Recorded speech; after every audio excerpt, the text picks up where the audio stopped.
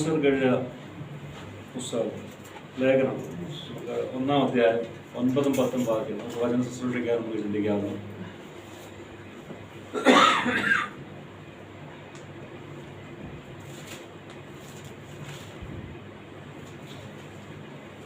കൊലോസ്യർക്ക് എഴുതിയ പുസ്തകം 1-ാം അധ്യായം 9-10 വാക്യം.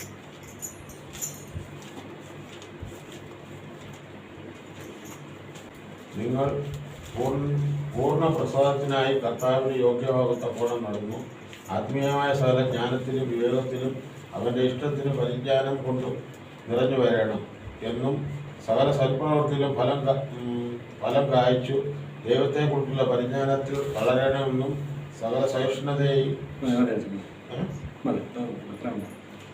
ആ വാക്യം നമുക്ക് 14 വരെ ഉണ്ട്. 14 വന്ന ആ വാക്യം അവസാനിക്കുന്നത്. നമുക്ക് 9-10 വാക്യത്തിൽ നിന്ന് ദൈവം ചിന്തിക്കാം.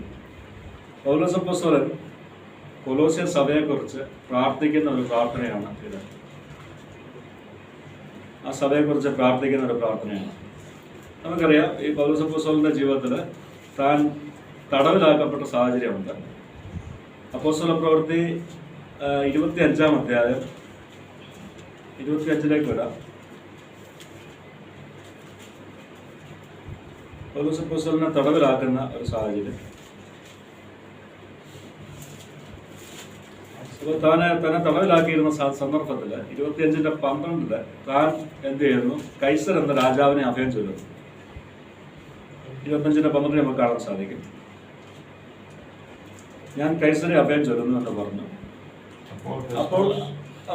അപ്പോൾ അവിടുന്ന് എന്ത് ചെയ്തു?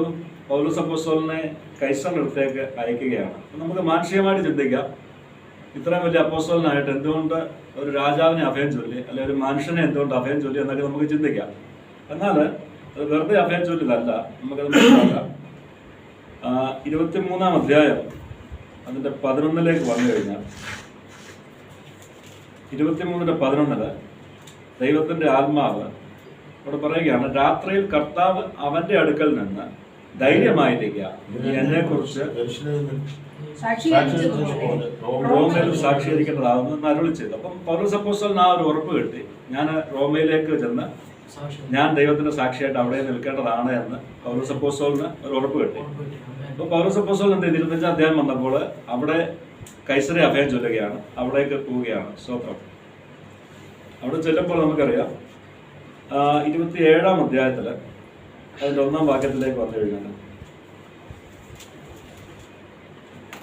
അപ്പോസ്തല പ്രവൃത്തി 27-1 ഞങ്ങൾ കപ്പൽ കയറി ഇതുല്യോയ്ക്ക് പോകണമെന്ന് കൽപ്പനയായപ്പോൾ പൗലോസിനെയും മറ്റു ചില തടവുകാരെയും പൗസ്ത്യ പട്ടണത്തിലെ ശതാധിപനായ യൂലിയോസിനെ ഏൽപ്പിച്ചു. അപ്പോൾ ശതാധിപനായ യൂലിയോസിനെ ഏൽപ്പിച്ച് പൗലോസ് അപ്പോസ്തലനെ അങ്ങോട്ട് വിടുകയാണ്. സ്വന്തം. അപ്പോൾ ഇവരെ അങ്ങോട്ട് പോകുക. അത് നമുക്കറിയാം, ഒരു കപ്പലിൽ പോകുന്ന കപ്പൽ ഛേദം ഉണ്ടാകുന്നു. ശേഷം അവർ ആ പറഞ്ഞ സ്ഥലത്ത് അവർ എത്തിച്ചേരുന്നു. 28-ാം അധ്യായം അതിൻ്റെ 29-ാം വാക്യത്തിലേക്ക് വന്നാൽ അപ്പോസ്തല പ്രവൃത്തി 28-ന്റെ 29-ാം വാക്യം. അവർ കൂലിക്ക് വാങ്ങിയ വീട്ടിൽ 2 സംവത്സരം മുഴുവൻ പാർത്തു. തന്റെ അടുക്കൽ വരുന്നവരെയൊക്കെയും കൈകൊണ്ടു പൂർണ്ണ പ്രാഗൽഭ്യത്തോടെ വിഘ്നം കൂടാതെ ദൈവരാജ്യം പ്രസംഗിച്ചും കർത്താവായ യേശുക്രിസ്തുവിനെ കുറിച്ചും ഉപദേശിച്ചു. അപ്പൊ ഇവിടെ പൗലോസ് അപ്പോസ്തലൻ ഒരു കൂലിക്കൊരു ഭവനം മേടിച്ചിട്ട് ആ ഭവനത്തിൽ പാർക്കുകയാണ്. ആ ഭവനമാണ് തടവിലെന്ന് ഉദ്ദേശിക്കുന്നത്. അങ്ങനെ 2 വർഷത്തോളം സമയം പൗലോസ് അപ്പോസ്തലൻ തടവിലാക്കപ്പെട്ട് ആ ഭവനത്തിൽ ഉണ്ടായിരുന്നു. സ്തോത്രം. അപ്പൊ നമുക്കറിയാം, പൗലോസ് അപ്പോസ്തലൻ കർത്താവിനെ കണ്ടുമുട്ടുന്ന ഒരു സാഹചര്യമുണ്ട്.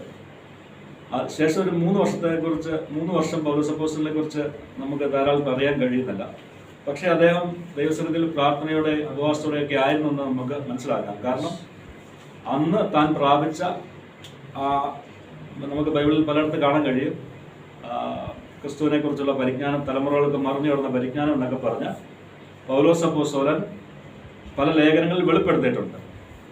ഇതൊക്കെ എന്നായിരിക്കും? അന്ന് ആ 3 വർഷത്തിനകം ഇദ്ദേഹം പ്രാപിച്ചതായിരിക്കണം. സ്വത്രം. ദൈവം വെളിപ്പെടുത്തി കൊടുത്തിരിക്കുന്ന രഹസ്യങ്ങളായിരിക്കണം. ശേഷം തനിക്ക് സമയമില്ലാതെ താൻ നിർത്താതെയുള്ള ഓട്ടമായിരുന്നു. ഈ ഓട്ടത്തിനിടയ്ക്ക് താൻ ഭയങ്കരമായിട്ട് ബിസിയായിരുന്നു. നമുക്കറിയാം പൗലോസ് അപ്പോസ്തലൻ എത്രത്തോളം ഓടിയെന്നൊക്കെ അറിയാം. ശേഷം ദൈവം 2 വർഷത്തെ ഗ്യാപ്പ് ഇടയ്ക്ക് കൊടുക്കുകയാണ്. എന്തിനു വേണ്ടി?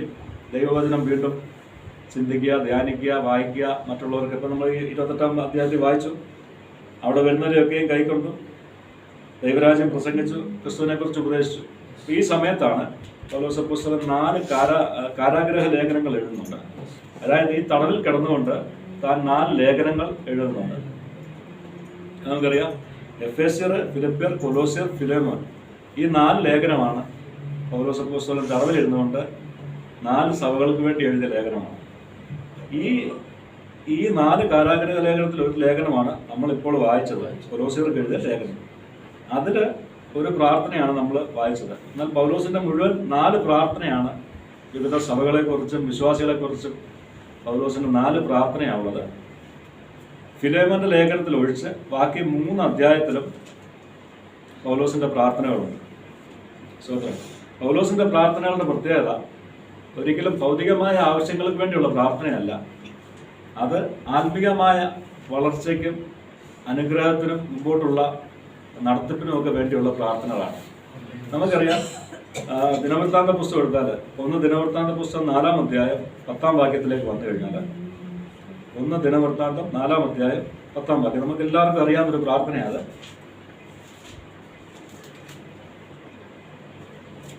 1 ദിനവൃത്താന്തം 4-ാം അധ്യായം 10-ാം വാക്യം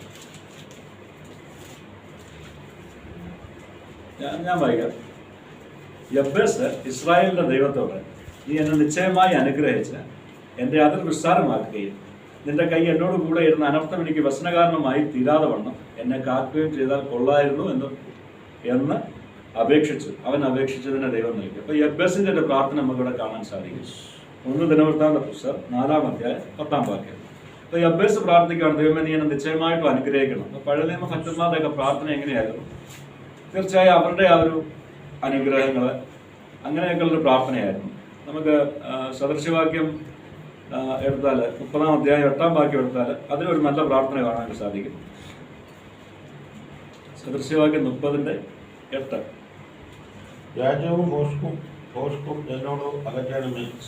ദാരിദ്ര്യവും സമ്പത്തും എനിക്ക് തരാതെ നിത്യവൃത്തി തന്നു എന്നെ പോഷിപ്പിക്കണം. രാജവും ഭോഷ്കും എന്നോട് അകറ്റണമേ ദൈവമേ എന്ന് ദൈവത്തോട് പ്രാർത്ഥിച്ചുകൊണ്ട് അദ്ദേഹം പറയുവാണ്, ദാരിദ്ര്യവും എനിക്ക് തരരുത്, സമ്പത്തും എനിക്ക് തരരുത്. കാരണം ഇത് രണ്ടും വന്നു കഴിഞ്ഞാൽ എന്ത് സംഭവിക്കാനിടയുണ്ട്? 9-ാം വാക്യത്തിൽ പറയുന്നുണ്ട്, ഞാൻ തൃപ്തനായി തീർന്നിട്ട് യഹോവ ആരെന്ന് നിഷേധിക്കും. ദൈവത്തെ ഞാൻ മറന്നു പോകാനിടയുണ്ട്. കാരണം പിന്നെ തൃപ്തിയായി കഴിഞ്ഞാൽ പിന്നെ നമുക്ക് എങ്ങനെയും കിടന്ന് ഉറങ്ങിയാൽ മതി എന്നൊരു ചിന്തയായിരുന്നു. പട്ടിണി കൂടി കഴിഞ്ഞാലും എന്ത് സംഭവിക്കും? ഈ ഒരു ചിന്തയാണ് വരും. ദൈവം എന്തുകൊണ്ട് എന്നെ കാണുന്നില്ല, അല്ലെങ്കിൽ കേൾക്കുന്നില്ല? എത്രയോ പേര് ദൈവത്തെ വിളിക്കാത്തവർ മൂക്കുകൂട്ടി ആഹാരം കഴിച്ച് നടക്കുന്നു. ദൈവത്തെ വിളിക്കുന്ന എനിക്കാണ് ഇത്രയും പട്ടിണി. ഇതൊക്കെ നമ്മുടെ മനസ്സിൽ ചിന്ത വരാൻ സാധ്യത. അപ്പം ഇങ്ങനെയൊക്കെയുള്ള ചില പ്രാർത്ഥനകൾ നമുക്ക് വിശുദ്ധ വേദോസ്തത്തിൽ നമുക്ക് കാണാം. ആ സാഹചര്യത്തിലാണ് ഈ പൗലോസ് അപ്പോസ്തലന്റെ 4 പ്രാർത്ഥനകളാണ്.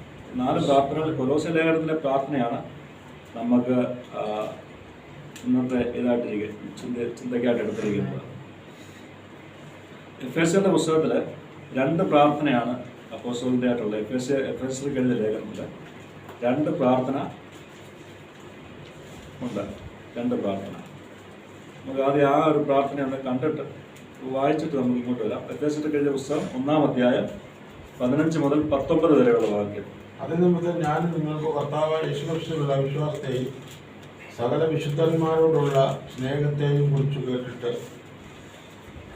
നിങ്ങൾക്ക് വേണ്ടി ഇടപെടാതെ സ്തോത്രം ചെയ്തു. എൻ്റെ പ്രാർത്ഥന നിങ്ങളെ ഓർത്തുകൊണ്ട് നമ്മുടെ കർത്താവായ യേശുക്രിസ്തുവിൻ്റെ ദൈവവും മഹത്വമുള്ള പിതാവുമായവൻ നിങ്ങൾക്ക് തന്നെ തങ്ങളെക്കുറിച്ചുള്ള ജ്ഞാനത്തിൻ്റെയും വെളിപാടിൻ്റെയും ആത്മാവിനെ തരേണ്ടതിന് നിങ്ങളുടെ ഹൃദയദൃഷ്ടി പ്രകാശിപ്പിച്ചിട്ട് അവൻ്റെ വിളയാലുള്ള ആശ ഇതൊന്നും വിശുദ്ധന്മാരിൽ അവൻ്റെ അവകാശത്തിൻ്റെ മഹിമാതനം ഇതൊന്നും അവൻ്റെ ബലത്തിൽ വല്ലഭത്തിൻ്റെ വ്യാപാരത്താൽ വിശ്വസിക്കുന്ന നമുക്ക് വേണ്ടി വ്യാപിക്കുന്ന അവൻ്റെ ശക്തിയുടെ അളവറ്റ വലുപ്പം ഇതൊന്നും നിങ്ങൾ അറിയേണ്ടതിനും പ്രാർത്ഥിക്കുന്നു. അപ്പോൾ പൗലോസ് അപ്പോസ്തലൻ എഫേസ്യർക്ക് എഴുതിയ ലേഖനത്തിൽ പറയുകയാണ്, നമ്മൾ അതിൻ്റെ ഒരു ആകത്തുക എടുത്തു കഴിഞ്ഞാൽ പൗലോസ് അപ്പോസ്തലൻ പറയുകയാണ്, നിങ്ങളുടെ ഹൃദയദൃഷ്ടി പ്രകാശിക്കണം.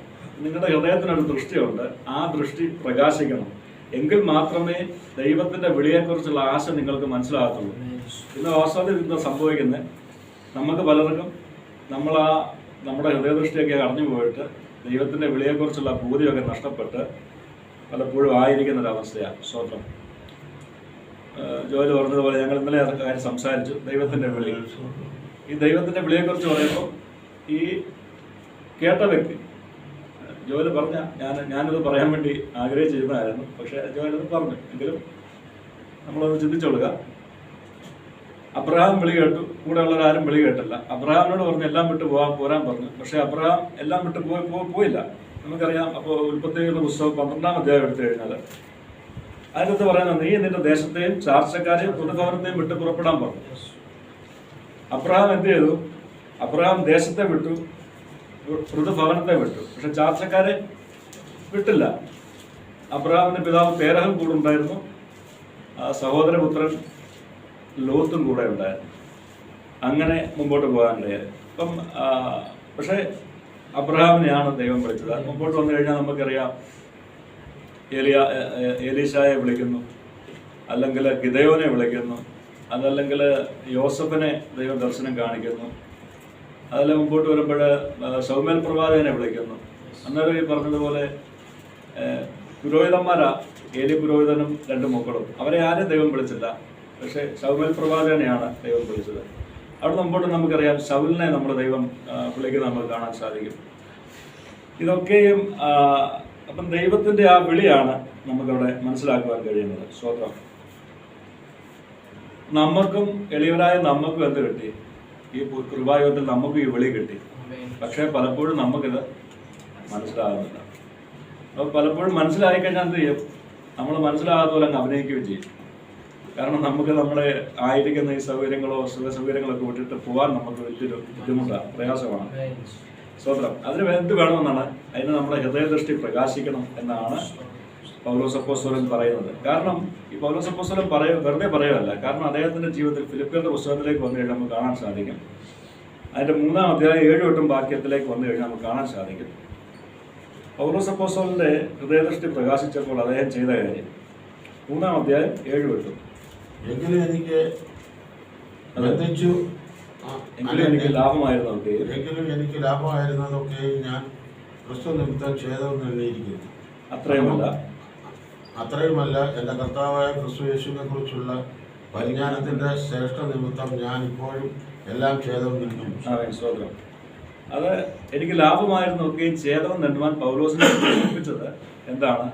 തൻ്റെ ഹൃദയദൃഷ്ടി പ്രകാശിപ്പിക്കപ്പെട്ടതും ക്രിസ്തുവിൻ്റെ വിളിയെക്കുറിച്ചുള്ള ആശ എന്തെന്ന് മനസ്സിലായതുകൊണ്ടുമാണ് തനിക്ക് ലാഭമായിരുന്നൊക്കെയും ഛേദമെന്ന് എണ്ണുവാൻ പൗലോസിനെ പ്രേരിപ്പിച്ചത്.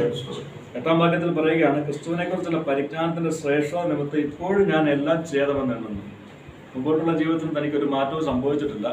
ഇപ്പോഴും ഞാൻ അതെല്ലാം ഛേദമെന്ന് തന്നെ എണ്ണുന്നു എന്ന് പറയുകയാണ്. സ്തോത്രം. അപ്പം നമ്മുടെ പ്രാർത്ഥനയിലും ഈ ചില പദങ്ങളൊക്കെ നാടി ചെയ്യുന്നത് നല്ലതായിരിക്കും. കാരണം നമ്മുടെ ഹൃദയദൃഷ്ടി കർത്താവിൽ നിന്ന് പ്രകാശിപ്പിക്കുവാനും ദൈവത്തിന്റെ വിളിയെക്കുറിച്ചുള്ള ആശ എന്താണ് എന്ന് കർത്താവ് വരും ദിവസങ്ങളിൽ ഞാൻ കൂടുതലായി വെളിപ്പെടുത്തി തരേണ്ടതിനായിട്ടും ഈ ക്രിസ്തുവിനെ കുറിച്ചുള്ള പരിജ്ഞാനത്തിന്റെ ശ്രേഷ്ഠത എന്തെന്ന് കൂടുതലായി മനസ്സിലാക്കുവാനും നമ്മുടെ പ്രാർത്ഥനയിലും നമുക്ക് എന്ത് ചെയ്യണം? ഇതൊക്കെ നാടി ചെയ്ത് നമ്മൾ പ്രാർത്ഥിക്കണം. നമ്മുടെ പ്രാർത്ഥന നമുക്ക് ജോലി കിട്ടണം, നമുക്ക് തലമുറകളെ കിട്ടണം, അല്ലെങ്കിൽ വീട് കിട്ടണം, അല്ലെങ്കിൽ വാഹനം കിട്ടണം. നമ്മുടെ പ്രാർത്ഥന ഇങ്ങനെ ഈ ലോകത്തിൽ ഇങ്ങനെ ചുറ്റിപ്പറ്റി കിടക്കുന്നൊരു പ്രാർത്ഥനയാണ്. ഇതിൽ നിന്നൊക്കെ മുമ്പോട്ട് പോകാൻ നമുക്ക് സാധിക്കണം എന്നുള്ളതാണ് ഇവിടെ പറയുന്നത്. സ്തോത്രം. 2-ാമത്തെ അദ്ദേഹത്തിന്റെ പ്രാർത്ഥനയിലേക്ക് വരാം. എഫേസ്യരുടെ പുസ്തകം 3-ാം അധ്യായം അതിന്റെ 14 മുതൽ 19 വരെയുള്ള വാക്യം. പൗലോസ് അപ്പോസ്തലന്റെ 2-ാമത്തെ പ്രാർത്ഥന. അത് നിമിത്തം ഞാൻ സ്വർഗത്തിനും ഭൂമിയിലുള്ള സകല കുടുംബത്തിനും പേർ വരുവാൻ കാരണമായ പിതാവിന്റെ സന്നിധിയിൽ മുട്ടുകുത്തുന്നു. സ്തോത്രം. അവൻ തന്റെ മഹത്വത്തിന്റെ ധനത്തിൽ ഒത്തവണ്ണം അവന്റെ ആത്മാവിൽ നിങ്ങൾ അകത്തെ മനുഷ്യനെ സംബന്ധിച്ചു ശക്തിയോടെ ബലപ്പെടേണ്ടതിനും ക്രിസ്തുവിശ്വാസത്താൽ നിങ്ങളുടെ ഹൃദയങ്ങളിൽ വസിക്കേണ്ടതിനും വരം നൽകണം എന്നും നിങ്ങൾ സ്നേഹത്തിൽ വേരൂന്നി അടിസ്ഥാനപ്പെട്ടവരായി വീതിയും നീളവും ഉയരവും ആഴവും എന്തോ എന്ന് സകല വിശുദ്ധന്മാരോടെ ഗ്രഹിപ്പാനും പരിജ്ഞാനത്തെ കവിയുന്ന ക്രിസ്തുവിൽ സ്നേഹത്തെ അറിയുവാനും പ്രാപ്തരാകുകയും ദൈവത്തിൻ്റെ എല്ലാ നിറവിനോളം നിറഞ്ഞു വരികയും വേണം എന്ന് പ്രാർത്ഥിക്കുന്നു. ആമേൻ. സ്തോത്രം. പറയുന്നത് നമ്മുടെ അകത്തെ മനുഷ്യനെ സംബന്ധിച്ച് ശക്തിയോടെ ബലപ്പെടുവാൻ വേണ്ടി പൗലോസ് അപ്പോസ്തലൻ ആ സഭയ്ക്ക് വേണ്ടി അവിടുത്തെ വിശ്വാസികൾക്ക് വേണ്ടി പ്രാർത്ഥിക്കുകയാണ്. സ്തോത്രം. നമ്മൾ മടങ്ങി വീട്ടിൽ ചെന്നാലും ഈ പറയുന്ന 4 പ്രാർത്ഥനകൾ നമ്മളൊന്ന് എടുത്തു വെച്ച് വായിക്കണം.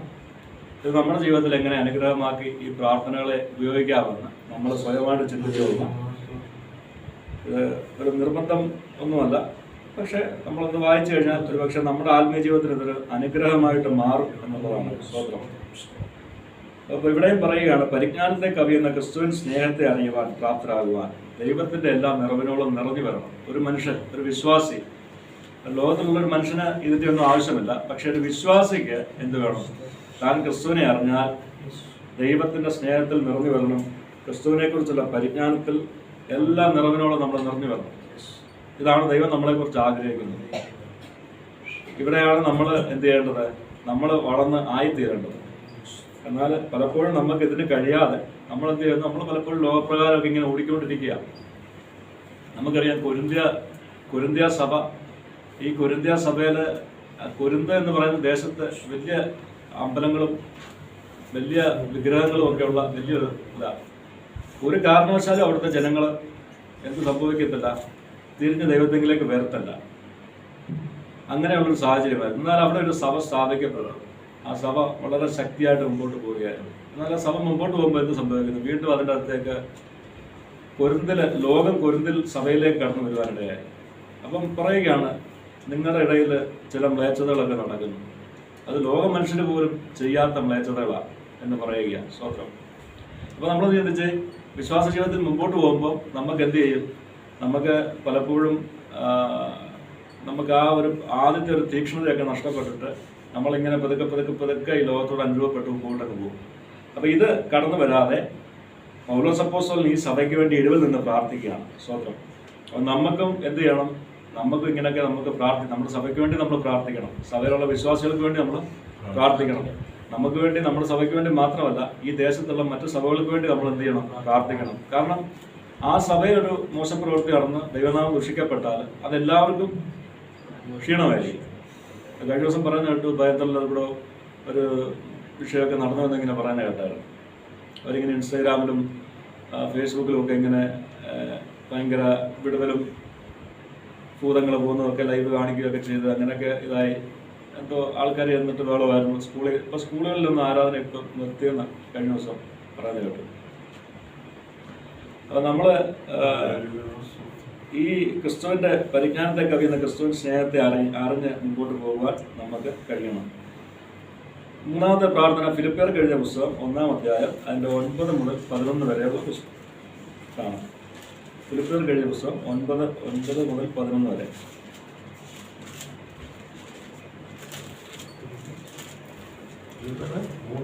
ഫിലിപ്പിയർ 1-ന്റെ 9-11. അതെ, നിങ്ങളുടെ സ്നേഹം മേൽക്കുമേൽ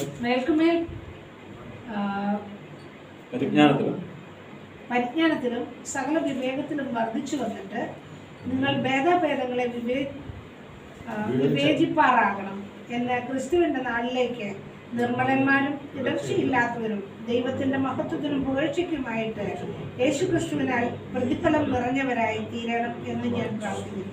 അതെ, പൗലോസ് അപ്പോസ്തലന്റെ മൂന്നാമത്തെ പ്രാർത്ഥനയാണ് ഫിലിപ്പിയർക്ക് എഴുതിയ പുസ്തകം 1-ാം അധ്യായം അതിന്റെ 9 മുതൽ 11 വരെയുള്ളത്. ഇവിടെ പറയുകയാണ്, നിങ്ങളുടെ സ്നേഹം മേൽക്കുമേൽ പരിജ്ഞാനത്തിലും സകല വിവേകത്തിലും വർദ്ധിച്ചു വരണം. നിങ്ങൾ ഭേദാഭേദങ്ങളെ വിവേചിപ്പാറാകണം. സ്തോത്രം. ഓരോ വിശ്വാസിയും എന്ത് വേണം? ഈ കാര്യങ്ങളൊക്കെ വളരണം. സ്തോത്രം. ഇന്നും നമ്മളോട് പ്രാർത്ഥിക്കാൻ പറഞ്ഞാൽ പ്രാർത്ഥിക്കാൻ അറിയാത്ത പലരെ നമുക്ക് കാണാൻ സാധിക്കും. നമുക്കറിയാം, ഇപ്പം സഭായോഗം തുടങ്ങുന്ന ആരംഭത്തിൽ സഭായോഗത്തിന് അനുഗ്രഹത്തിനായിട്ട് പ്രാർത്ഥിക്കാൻ പറഞ്ഞാൽ ലോകം മുഴുവൻ പ്രാർത്ഥിച്ചിട്ട് വരും. അല്ല, ഇന്നുമുണ്ട്. ആരെ ഇതായിട്ട് പറയുമൊന്നുമല്ല. അല്ല, ഇവിടെ പ്രാർത്ഥിച്ചത് തെറ്റെന്നല്ല ഞാൻ പറയുന്നത്. സങ്കീർത്തനത്തിന് വേണ്ടി അത് പ്രാർത്ഥിക്കാൻ പറഞ്ഞു കഴിഞ്ഞാൽ സങ്കീർത്തനത്തിന് വേണ്ടി മാത്രം മാത്രം പ്രാർത്ഥിക്കില്ല, ബാക്കി എല്ലാ വിഷയവും പോയി പ്രാർത്ഥിച്ചിട്ട് വരും. അങ്ങനെ പ്രാർത്ഥിക്കുന്നുണ്ട്. ഒരു വിഷയത്തിൽ നിന്ന് പ്രാർത്ഥിക്കാൻ പറഞ്ഞാൽ ആ വിഷയത്തിൽ നിന്ന് പ്രാർത്ഥിക്കാതെ പല വിഷയങ്ങളിൽ പ്രാർത്ഥിച്ചിട്ട് വരും. സ്വതന്ത്രം. എന്നാൽ അങ്ങനെയൊന്നും നമ്മൾ ആത്മീയമായിട്ട് വളരാൻ കഴിയാതെ, അങ്ങനെ ആ സാഹചര്യമല്ല. ഇവിടെ പറയുന്നത് നമ്മൾ വളരണം, ക്രിസ്തു ജീവിതത്തിൽ വളരണം. ഇവിടെ പറയുകയാണ്, നിങ്ങളുടെ സ്നേഹം മേൽക്കുമേൽ പരിജ്ഞാനത്തിലും സകല വിവേകത്തിലും വർദ്ധിച്ചു വരണം. സ്വതന്ത്രം. ഒരു വിശ്വാസി എങ്ങനെയൊക്കെയാണ് ഇങ്ങനെയൊക്കെ മുമ്പോട്ട് വളരണം, ക്രിസ്തീയ ജീവിതത്തിൽ മുമ്പോട്ട് വളരണം. നിങ്ങൾ ഭേദാഭേദങ്ങളെ വിവേചിക്കണം. ക്രിസ്തുവിൻ്റെ നാളിലേക്ക് നിർമ്മലന്മാരും ഇടർച്ചയില്ലാത്തവരും ദൈവത്തിൻ്റെ മഹത്വത്തിനും പുകഴ്ചയ്ക്കുമായിട്ട് യേശു ക്രിസ്തുവിനാൽ നീതിഫലം നിറഞ്ഞവരുമായി തീരണം. സ്വതന്ത്രം. ഇതൊക്കെയാണ് പൗലോസ് അപ്പോസ്തലൻ ആ സഭയെക്കുറിച്ച് പ്രാർത്ഥിക്കുന്നത്. സ്വതന്ത്രം. ക്രിസ്തുവിൻ്റെ നാളിലേക്ക് നമ്മൾ നിർമ്മലന്മാരും ഇടർച്ചയില്ലാത്തവരുമായിരിക്കണം. നമ്മൾ കാരണം മറ്റൊരാളുടെ വിശ്വാസത്തെ കെടുത്തിക്കളയുന്ന അനുഭവങ്ങളൊന്നും ഉണ്ടാകരുത്. സ്വതന്ത്രം. നമുക്കൊരാളെ വിശ്വാസി ബലപ്പെടുത്തുവാൻ കഴിഞ്ഞില്ല എങ്കിലും ഒരാളെ വിശ്വാസി ക്ഷീണിപ്പിക്കുവാൻ നമ്മുടെ ജീവിതം കൊണ്ട് ഇടയാകരുത്. സ്വതന്ത്രം. അപ്പം ഈ ഫിലിപ്പിയർക്ക് എഴുതിയ ലേഖനത്തിൽ നമുക്ക് കാണാൻ കഴിയുന്നത് സ്നേഹം പരിജ്ഞാനത്തിൽ വർദ്ധിച്ചു വരിക എന്നൊരു ഇതിൻ്റെ ഒരു ആകത്തുകയായിട്ട് എടുത്തു കഴിഞ്ഞാൽ നമുക്ക് കാണാൻ സാധിക്കും. സ്നേഹം പരിജ്ഞാനത്തിൽ വർദ്ധിച്ചു വരണം. സ്വതന്ത്രം. നാലാമതായിട്ട് നമ്മൾ ആ വായിച്ച കൊലോസ്യരുടെ പുസ്തകം 1-ാം അധ്യായം അതിൻ്റെ 9 മുതൽ 10 വരെയുള്ള വാക്യം ഞാൻ വായിക്കും. നിങ്ങൾ പൂർണ്ണ പ്രസാദത്തിനായി കർത്താവിന് യോഗ്യമാവണ്ണം നടന്ന് ആത്മീകമായ സകലവിധ ജ്ഞാനത്തിലും വിവേകത്തിലും കർത്താവിൻ്റെ ഇഷ്ടത്തിൻ്റെ പരിജ്ഞാനം കൊണ്ട് നിറഞ്ഞു വരണം. സ്വതന്ത്രം. അപ്പോൾ നിങ്ങളിങ്ങനെ ഒരു വിശ്വാസിയായിട്ട് നടക്കുന്ന വിശ്വാസി എന്നൊക്കെ പേര് കൊണ്ടിട്ട് എന്താണ് ദൈവത്തെ അറിയാത്ത ശേഷം മനുഷ്യരെ പോലെ നടക്കുവാനല്ല ദൈവം നമ്മളെക്കുറിച്ച് ആഗ്രഹിക്കുന്നത്. നിങ്ങൾ പൂർണ്ണ പ്രസാദത്തിനായിട്ട് കർത്താവിന് യോഗ്യമാവണ്ണം നടക്കണം. നമ്മൾ ദൈവത്തിൻ്റെ പ്രസാദം മേടിക്കുന്നുവെങ്കിൽ അത് പൂർണ്ണമായ പ്രസാദം മേടിക്കണം. ദൈവത്തിന് യോഗ്യമാവണ്ണം നമ്മൾ നടക്കണം. അടുത്തായിട്ട് പറയുകയാണ്, ആത്മീയമായ സകലവിധ ജ്ഞാനത്തിലും വിവേകത്തിലും നമ്മൾ അവൻ്റെ ഇഷ്ടത്തിൻ്റെ പരിജ്ഞാനം കൊണ്ട് നിറഞ്ഞു വരണം. നമ്മുടെ ഇഷ്ടത്തിൻ്റെ പരിജ്ഞാനം കൊണ്ട് നമ്മൾ മുമ്പോട്ട് പോയി നമ്മൾ കുറച്ച് ശുശ്രൂഷ ചെയ്തു, നമ്മൾ കുറച്ച് ആത്മാക്കളെ നേടി എന്നുള്ളതല്ല. ദൈവത്തിൻ്റെ ഇഷ്ടം എന്താണ്, ദൈവത്തിന് നമ്മളുള്ള ഇഷ്ടം എന്താണ്, സ്വതന്ത്രം. അത് നമ്മൾ തിരിച്ചറിഞ്ഞ് അതിനൊത്തവണ്ണം നമ്മൾ നടക്കുവാൻ നമുക്ക് കഴിയണം എന്നുള്ളൊരു കാര്യമാണ് ഈ പൗലോസ് അപ്പോസ്തലൻ ഈ പ്രാർത്ഥനയിലൂടെയൊക്കെ നമുക്ക് മനസ്സിലാക്കി തരുന്നത്. 4 പ്രാർത്ഥന നമ്മൾ കണ്ടു. അതിൽ 1-ാമത്തെ പ്രാർത്ഥന ഇതായിരുന്നു, ആത്മീയ പ്രകാശനത്തിന് വേണ്ടിയായിരുന്നു 1-ാമത്തെ പ്രാർത്ഥനയെങ്കിൽ. 2-ാമത്തെ പ്രാർത്ഥന ആത്മശക്തിക്ക് വേണ്ടിയാണ് പ്രാർത്ഥിച്ചത്. 3-ാമത്തെ പ്രാർത്ഥന സ്നേഹം പരിജ്ഞാനത്തിൽ വർദ്ധിച്ചു വരുവാൻ വേണ്ടി പ്രാർത്ഥിച്ചു. 4-ാമത്തെ പ്രാർത്ഥന ആത്മീയമായ ഉൾക്കാഴ്ച പ്രാപിക്കുവാൻ വേണ്ടിയാണ് പ്രാർത്ഥിച്ചത്. ഈ കൊലോസ്യ സഭയ്ക്ക് വേണ്ടി നമുക്ക് നമുക്കറിയാം. ഈ കൊലോസ്യരുടെ ലേഖനം 1-ാം അധ്യായം 8-ാം വാക്യത്തിൽ ഇങ്ങനെ പറയുന്നത്, എപ്പെഫ്രാസിനോട് നിങ്ങൾ പഠിച്ചിട്ടുണ്ടല്ലോ. ഈ പൗലോസ് അപ്പോസ്തലൻ സ്ഥാപിച്ച സഭയൊന്നും അല്ല ഇത്, എപ്പെഫ്രാസിന്റെ സഭയായത്. പക്ഷേ പൗലോസ് അപ്പോസ്തലൻ ഈ സഭയ്ക്ക് വേണ്ടി ഇടവിൽ നിന്ന് പ്രാർത്ഥിക്കുക. സ്വതന്ത്രം. മനസ്സിലായല്ലേ? അപ്പം നമുക്കും അത് കഴിയണം. നമ്മൾ ഈ ദേശത്തൊക്കെ ആയിരിക്കുമ്പോൾ മറ്റു സഭകൾക്ക് വേണ്ടിയൊക്കെ നമ്മളും പ്രാർത്ഥിക്കാൻ നമുക്ക് കഴിയണം. സ്വതന്ത്രം. കാരണം അവരും ക്രിസ്തുവിൽ നമുക്ക് സഹോദരന്മാരാണ് എന്നൊരു കാര്യം നാം മറന്നു പോകരുത്. സ്വതന്ത്രം. അപ്പോൾ നമ്മൾ ചിന്തിച്ചു പൗലോസിന്റെ പ്രസംഗവും പ്രാർത്ഥനയും ഒക്കെ എന്തായിരുന്നു, അതുപോലെ തന്നെയായിരുന്നു അദ്ദേഹത്തിൻ്റെ ജീവിതവും. കാരണം ലാഭമായിരുന്നൊക്കെയും ഛേദം തന്നെ താൻ മുമ്പോട്ട് പോകുവാൻ ഇടയായി. സ്വതന്ത്രം. എന്നാൽ ഇന്ന് സഭകൾക്ക് സംഭവിക്കുന്ന എന്തുവാ, ഗലാത്യർക്ക് എഴുതിയ പുസ്തകം അതിൻ്റെ 4-ാം അധ്യായം 8 മുതൽ 10 വരെ എന്ന് പറഞ്ഞാൽ, ഗലാത്യർ 4-ാം അധ്യായം അതിൻ്റെ 8 മുതൽ 10 വരെ. എന്നാൽ അന്ന് നിങ്ങൾ ദൈവത്തെ അറിയാതെ സ്വഭാവത്താൽ ദൈവങ്ങളല്ലാത്തവർക്കോ അടിമപ്പെട്ടിരുന്നു. ഇപ്പോഴോ ദൈവത്തെ അറിഞ്ഞു, വിശേഷാൽ ദൈവം നിങ്ങളെ അറിഞ്ഞുപിരിക്കെ നിങ്ങൾ പിന്നെയും ബലഹീനവും ദാരിദ്ര്യവുമായ ആദിപാഠങ്ങളിലേക്ക് തിരിഞ്ഞു അവയ്ക്ക് പുതുതായി അടിമപ്പെടുവാൻ ഇച്ഛിക്കുന്നത് എങ്ങനെ? നിങ്ങൾ ദിവസങ്ങളും മാസങ്ങളും കാലങ്ങളും ആണ്ടുകളും പ്രമാണിക്കുന്നു. ഞാൻ നിങ്ങൾക്ക് വേണ്ടി അധ്വാനിച്ചത് വെറുതെയായി എന്ന് ഞാൻ ഭയപ്പെടുന്നു. ഗലാത്യ സഭയ്ക്ക് എഴുതിയിരിക്കുന്ന ഒരു ഇതാണ്, നിങ്ങൾ അന്ന് ദൈവത്തെ അറിയാത്തവരായിരുന്നു. നമ്മൾ ഈ ദൈവത്തെ അറിയുന്നതിന് മുമ്പത്തെ അവസ്ഥ പറയുകയാണ്. നിങ്ങളന്ന് ദൈവത്തെ അറിയാത്ത വ്യക്തികളായിരുന്നു. സ്വഭാവത്താൽ ദൈവങ്ങളല്ലാത്തവർക്കൊക്കെ നമ്മൾ അടിമപ്പെട്ട വ്യക്തികളായിരുന്നു. ഒരുപക്ഷെ നമ്മൾ ഓർത്തഡോക്സിലോ മറ്റൊരിതിലോ ഒക്കെ ആയിരുന്നു കാണും. നമുക്ക് പല മധ്യസ്ഥന്മാരെ വിളിച്ച് നമ്മൾ പ്രാർത്ഥിച്ച് കാണും. ഇതൊക്കെ ആയിരുന്നു കാണും. സ്വഭാവത്താൽ ദൈവങ്ങളല്ലാത്തവർക്ക് നമ്മൾ അടിമപ്പെട്ടിരിക്കുകയായിരുന്നു. എന്നാലും പറയുകയാണ്, ഇപ്പോഴും നിങ്ങൾ ദൈവത്തെ അറിഞ്ഞു, സാക്ഷാൽ ദൈവം നിങ്ങളെ അറിഞ്ഞു ഇരിക്കെ നിങ്ങൾ പിന്നെയും ബലഹീനവും ദരിദ്രവുമായ ആദ്യ പാഠങ്ങളിലേക്ക് തിരിഞ്ഞ് അവയ്ക്ക് പുതുതായി അടിമപ്പെടുവാൻ ഇച്ഛിക്കുന്നത് എന്താണ്? ഇപ്പം ദൈവത്തെ അറിഞ്ഞ വ്യക്തി വീണ്ടും തിരിഞ്ഞ പഴയതിലേക്ക് പോകരുത്. ഇപ്പം നമ്മൾ പറയും, എങ്ങനെ നമ്മൾ പഴയതിലേക്ക് പോകും? നമ്മൾ പഴയതിലേക്ക് പോകുന്നില്ല എന്ന് പറയും. നമ്മൾ പഴയതിനൊക്കെ എന്ത് ചെയ്യും? ചില പേര് മാറ്റിയിട്ട് നമ്മൾ എന്ത് ചെയ്യും? നമ്മൾ ഇന്ന് ബന്ധുക്കോസ്വൽക്കരിച്ചിട്ട് നമ്മൾ പഴയതിലേക്ക് മടങ്ങി പോവുക എന്ന് പറഞ്ഞാൽ, ഞാൻ നാട്ടിൽ ചെന്നപ്പം ഞങ്ങളുടെ അപ്പുറത്തൊരു അച്ഛനാണ്, വിശ്വാസിയാണ്.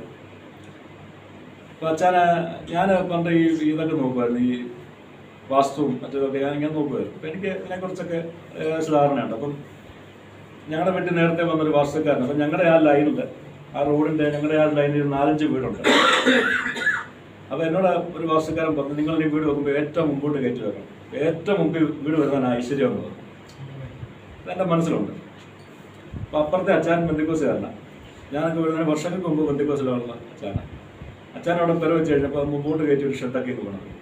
അപ്പോൾ എനിക്ക് മനസ്സിലായി ഷെഡ് വെച്ചത് ഇന്ന് ഇതുകൊണ്ടാണെന്ന് മനസ്സിലായി. അപ്പോൾ ഞാൻ ഈ തവണ വെക്കേഷന് പോയപ്പോൾ ഞാൻ അച്ഛനോട് വെച്ച്, അച്ഛൻ വീടൊക്കെ പണിത് എങ്ങനെയാണെന്ന് ചുമ്മാ ചോദിച്ചു. അങ്ങനെ പാസ്റ്റർമാരെ വിളിച്ച് പണിയുമായിരുന്നു എന്ന് ചോദിച്ചാൽ, അതല്ല, ആശാരിയെ വിളിച്ചിട്ട് സ്ഥാനം കണ്ടിട്ട്. നമുക്ക് ബന്ധുക്കോസുകാർക്ക് അത് ശരിയല്ലോ അച്ഛാ, ആശാരിയെ വിളിക്കാതെ സ്ഥാനം കാണാനൊന്നും ശരിയല്ലോ. ഓ, നിനക്കെന്തോ അത് ഒക്കെ അങ്ങനെയാണെന്നൊക്കെ പറഞ്ഞ അച്ഛൻ എന്നോട് ഞങ്ങൾ പറഞ്ഞു. പക്ഷേ സംഭവിക്കുന്നത് എന്താണ്? ഈ പറഞ്ഞൊരു വചനം നമ്മളെന്താണ്, നമ്മൾ ഈ ബലഹീനവും ദരിദ്രവുമായ ആദ്യ പാഠങ്ങളിലേക്ക് തിരിഞ്ഞ് പുതുതായി അവയ്ക്ക് അടിമപ്പെടുക. അപ്പം എന്ത് ചെയ്യുക? അപ്പോൾ പാസ്റ്ററെ കൊണ്ടുവന്ന് പ്രാർത്ഥിക്കും. പാസ്റ്റർ വന്ന് കണ്ടിടും. അപ്പോൾ അവർ ആശാരിയായിട്ട് സമയം എഴുതി കൊടുക്കും. ആ സമയത്ത് ഇവരിതൊക്കെ ചെയ്യും. വാസ്തവത്തിൽ നമുക്ക് ഇതൊന്നും ചെയ്യേണ്ട കാര്യമില്ല. കാരണം നമ്മളിപ്പോൾ ചിന്തിക്കുക, നമ്മുടെ നക്ഷത്രമാണ് നമ്മുടെ സമയം ചിന്തിക്കുക. നമ്മൾ അങ്ങനെ ചിന്തിക്കുകയാണെങ്കിൽ നമ്മൾ ചിന്തിച്ചു നോക്കി, നക്ഷത്രങ്ങളെ ഉണ്ടാക്കിയ ദൈവത്തെ നമ്മൾ സേവിക്കുന്നത്. ആ ദൈവമാണ് നമ്മളെ വിളിച്ച് വേർതിരിച്ചത്. ഈ നക്ഷത്രങ്ങളല്ല നമ്മുടെ ഒരു കാര്യവും തീരുമാനിക്കുന്നത്. ആയിരുന്നു, ഒരുപക്ഷെ നമുക്ക് ആയിരുന്നെന്ന് പറയാം. കാരണം നമ്മൾ ദൈവത്തെ അറിയാത്ത സമയത്ത് ഒരുപക്ഷെ നക്ഷത്രം അനുസരിച്ചൊക്കെ നമ്മുടെ ജീവിതം പോകാതിരിക്കും. എന്നാൽ ഇന്ന് നമ്മൾ നക്ഷത്രത്തെ അറിഞ്ഞുവെങ്കിൽ, നമ്മൾ ഈ ദൈവത്തെ അറിഞ്ഞുവെങ്കിൽ, ഈ നക്ഷത്രമൊന്നും നമ്മുടെ ജീവിതത്തിൽ ഒരു സ്വാധീനവും ചെലുത്തുവാൻ കഴിയത്തില്ല എന്നൊരു കാര്യം നമ്മൾ ചിന്തിച്ച് കൊള്ളുക. അപ്പം നമുക്ക് എന്താ സംഭവിക്കുന്നത്? നമ്മൾ ഈ ചെറിയ ചെറിയ കാര്യങ്ങളൊക്കെ അങ്ങ് അനുഭവപ്പെട്ടു പോകും. ഇപ്പം വലതുകാലം വെച്ച് ഒരു വീട്ടിലോട്ട് കയറണം, നമ്മുടെ മനസ്സിൽ പതിഞ്ഞു പോയിരിക്കുന്ന ഒരു ചിന്തയാണ്. വലതുകാലം വെച്ച് കയറിയെങ്കിലേ ഐശ്വര്യമുള്ളൂ. 2 കാലം ദൈവമാണ് സൃഷ്ടിച്ചത്.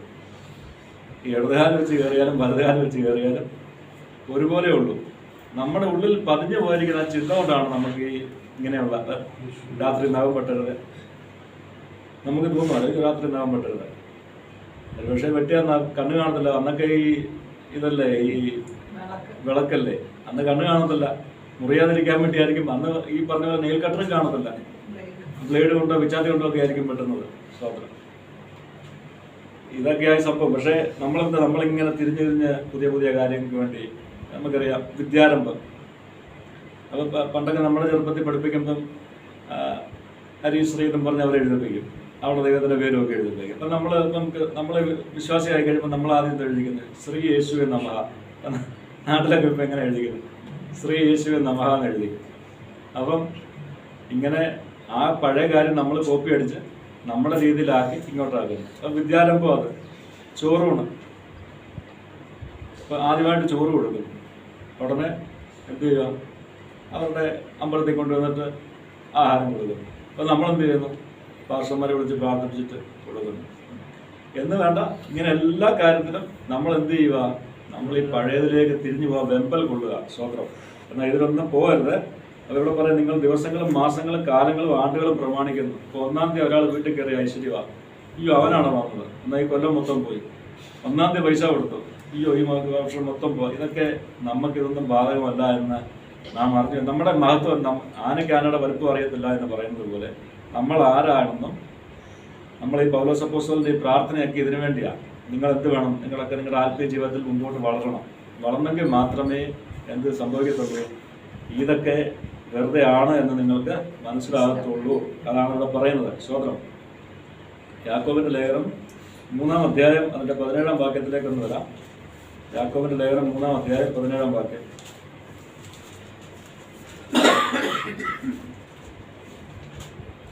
അങ്ങനെ വിശ്വാസവും യാക്കോബിൻ്റെ ലേഖനം 3-ാം അധ്യായം അതിൻ്റെ 13 മുതൽ 17 വരെ. നിങ്ങളിൽ ജ്ഞാനിയും വീര്യവുമായവർ അവൻ ജ്ഞാനലക്ഷണമായ സൗമ്യതയോടെ നല്ല നടപ്പിൽ തൻ്റെ പ്രവൃത്തികളെ കാണിക്കട്ടെ. എന്നാൽ നിങ്ങൾക്ക് ഹൃദയത്തിൽ കയ്പുള്ള ഈർഷ്യയും ശാഠ്യവും ഉണ്ടെങ്കിൽ സത്യത്തിന് വിരോധമായി പ്രശംസിക്കുകയും പോഷ്ക പറയുമരുത്. അപ്പം പറയാ, നിങ്ങളിൽ ജ്ഞാനിയും വിവേകിയുമായവനാറ്. സ്വത്രം. അപ്പം പറയുക, ജ്ഞാനത്തിൻ്റെ ലക്ഷണം എന്ന് പറയുന്നത് ആ വ്യക്തിയിൽ എന്താണ്? ഒരു ക്രിസ്തുവിൻ്റെ പരിജ്ഞാനം ലഭിച്ച വ്യക്തി, ക്രിസ്തുവിൻ്റെ ജ്ഞാനം ലഭിച്ച വ്യക്തി, ആ വ്യക്തിയുടെ ജീവിതത്തിൽ ജ്ഞാനലക്ഷണമായ സൗമ്യത കാണും. നമുക്കറിയാം ക്രിസ്തുവിനുള്ളൊരു സ്വഭാവമാണ് സൗമ്യതയും താഴ്മയും. ഈ സ്വഭാവം നമ്മൾ വിശ്വാസിയായി കഴിഞ്ഞാൽ, ക്രിസ്തുവിൻ്റെ പരിജ്ഞാനം നമുക്ക് ലഭിച്ചു കഴിഞ്ഞാൽ നമുക്ക് എന്ത് വേണം? സൗമ്യത വേണം. സൗമ്യത നമ്മുടെ ജീവിതത്തിൽ ഇല്ല എങ്കിൽ, നമ്മുടെ നാവിനെ നമുക്ക് നിയന്ത്രിക്കുവാൻ കഴിയുന്നില്ല എങ്കിൽ നാം വിശ്വാസി എന്ന് പേർ പറയരുത്. ഈ യാക്കോബ് അപ്പോസ്തലന്റെ ലേഖനം തന്നെ വായിച്ചാൽ മതി, നമുക്ക് ഇതിനെക്കുറിച്ച് വ്യക്തമായ ധാരണ കിട്ടും. സ്തോത്രം. ഇതുകൊണ്ടല്ലേ ഒരു വായിൽ നിന്ന് തന്നെ സ്തോത്രവും ശാപവും പുറപ്പെടുന്നു. അത് അങ്ങനെ വരുമോ? അങ്ങനെ വരത്തില്ലെന്നാണ് പറയുന്നത്. സ്തോത്രം. അപ്പം ജ്ഞാനലക്ഷണമായ സൗമ്യതയിൽ നടക്കുവാൻ നമുക്ക് കഴിയണം. സ്തോത്രം.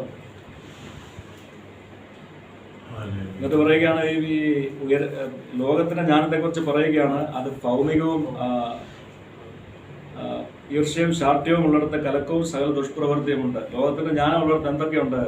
അത് ഈർഷ്യമുണ്ട്, ശാഠ്യമുണ്ട്, ദുഷ്പ്രവൃത്തിയുണ്ട്. ഞാൻ പറയുന്ന ഈർഷ്യ, ശാഠ്യം എന്ന് പറയുന്നത് എന്തുവാ? ഞാൻ പറയുന്നതല്ല ശരി, നിങ്ങൾ അംഗീകരിച്ചാലും ശരി, അംഗീകരിച്ചില്ലെങ്കിലും ശരി, ഞാൻ പറയുന്നതാ ശരി. ഇത് പറയുന്നത് എന്താണ്?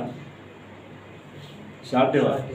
ഇതെന്താ? ഇത് ലോകത്തിന്റെ ജ്ഞാനമാണ്. ഇത് ദൈവത്തിന്റെ ജ്ഞാനമേ അല്ല. നമ്മൾ ഓർത്ത് കൊള്ളുക. സ്തോത്രം. അപ്പം 17-ാം വാക്യത്തിൽ പറയുന്നു, ഉയരത്തിൽ നിന്നുള്ള ജ്ഞാനത്തെക്കുറിച്ച് അവിടെ പറയുകയാണ്. ഉയരത്തിൽ നിന്നുള്ള ജ്ഞാനമോ ഒന്നാമത് നിർമ്മലവും, പിന്നെ സമാധാനവും, ശാന്തതയും, അനുസരണമുള്ളതും, കരുണയും, സാഫല്യവും, സൽഫലവും നൽകുന്നതും, പക്ഷപാതവും കപടവും ഇല്ലാത്തതുമാകുന്നു. സ്തോത്രം. അപ്പൊ നമ്മൾ ആഗ്രഹിക്കേണ്ടത്, ഉയരത്തിൽ നിന്നുള്ള ജ്ഞാനം ആഗ്രഹിക്കേണ്ടത്, ആത്മീയമായിട്ട് നമുക്ക് വളരുവാൻ നമുക്ക് പ്രാർത്ഥന വേണം. സഭയ്ക്ക് പ്രാർത്ഥന വേണം. നമുക്ക് ഓരോ വ്യക്തി ജീവിതങ്ങൾക്ക് നമുക്ക് പ്രാർത്ഥന വേണം. ദൈവമേ, എൻ്റെ സഭയിലുള്ള മറ്റുള്ളവർക്ക് ആത്മീയമായിട്ട് വളരുവാൻ അവരെയും സഹായിക്കണം, ഇവരെയും സഹായിക്കണം, എന്നെയും സഹായിക്കണം എന്ന് പ്രാർത്ഥിക്കണം. അപ്പം ഈ ഉയരത്തിൽ നിന്നുള്ള ജ്ഞാനം വന്നു കഴിയുമ്പോൾ എന്തുണ്ട്? അവിടെ നിർമ്മലതയുണ്ട്, സമാധാനമുണ്ട്, ശാന്തതയുണ്ട്, അനുസരണമുണ്ട്, കരുണയുണ്ട്, സൽഫലമുണ്ട്. ഇതൊന്നും നമ്മുടെ ജീവിതത്തിൽ ഇല്ല എങ്കിൽ നമ്മൾ മനസ്സിലാക്കിക്കൊള്ളുക, നമ്മൾ ആത്മീയമായിട്ട് വളർന്നിട്ടില്ല. നമ്മളൊരു ശൈശവാവസ്ഥയിലാണ്. ഈ ശൈശവാവസ്ഥയിൽ നിന്ന് വളരുവാനാണ് ദൈവം നമ്മളെക്കുറിച്ച് ആഗ്രഹിക്കുന്നത് എന്ന് നമ്മൾ മറന്നു പോകരുത്. ഒറ്റ വാക്കിനോടെ പറഞ്ഞുകൊണ്ട് നിർത്താം. 2 തെസ്സലോനിക്കർ 2-ാം അധ്യായം, 2 തെസ്സലോനിക്കർ 2-ാം അധ്യായം 10 മുതൽ 12 വരെ ഞാൻ വായിക്കാം. സത്യത്തെ സ്നേഹിച്ചു കൊള്ളായികയാൽ തന്നെ അങ്ങനെ ഭവിക്കും. സത്യത്തെ വിശ്വസിക്കാതെ അനീതിയിൽ രസിക്കുന്ന ഏവർക്കും ന്യായവിധി വരേണ്ടതിന് ദൈവം അവർക്ക് ഭോഷ്ക് വിശ്വസിക്കുമാറ് വ്യാജത്തിന്റെ വ്യാപാര ശക്തി അയക്കുന്നു. സ്തോത്രം. അപ്പോൾ ഈ സത്യത്തെ സ്നേഹിച്ചു കൊള്ളായികയാൽ തന്നെ, എന്താ സത്യം? സത്യം എന്ന് പറയുന്നത് ക്രിസ്തുവാണ്. നമ്മൾ മറന്നു പോകരുത്. സത്യം എന്ന് പറയുന്നത് ക്രിസ്തുവാണ്. യോഹന്നാന്റെ സുവിശേഷം 17-ാം അധ്യായം 17-ാം വാക്യം എടുത്ത് വായിച്ചാൽ നമുക്ക് മനസ്സിലാകും, ദൈവമേ സത്യത്താൽ അവരെ വിശുദ്ധീകരിക്കണമേ, നിന്റെ വചനം സത്യമാകുന്നു. ഈ ദൈവവചനമാണ് സത്യം. ഈ സത്യത്തെ നമ്മൾ വിശ്വസിച്ചില്ല എങ്കിൽ നമ്മൾ എന്ത് സംഭവിക്കുന്ന പറയുന്നത്? ഇവിടെ പറയുകയാണ്, ഈ ദൈവവചനത്തെ വിശ്വസിക്കുന്നില്ല എങ്കിൽ നിങ്ങൾ അനീതിയിൽ രസിക്കുന്നവരാണ്. അപ്പോൾ അനീതിയിൽ രസിക്കുന്നവർക്ക് എന്ത് സംഭവിക്കും?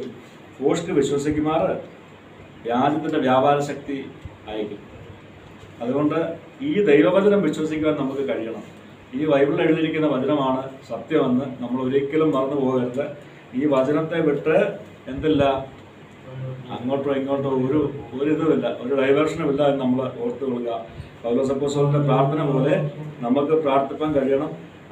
ആത്മീകമായ പ്രകാശനത്തിന് വേണ്ടി പ്രാർത്ഥിക്കണം, ആത്മശക്തിക്ക് വേണ്ടി പ്രാർത്ഥിക്കണം, സ്നേഹം പരിജ്ഞാനത്തിൽ വർദ്ധിച്ചു വരുവാൻ വേണ്ടി പ്രാർത്ഥിക്കണം, ആത്മീയമായ ഉൾക്കാഴ്ച പ്രാപിക്കുവാൻ വേണ്ടി നമ്മൾ പ്രാർത്ഥിക്കണം.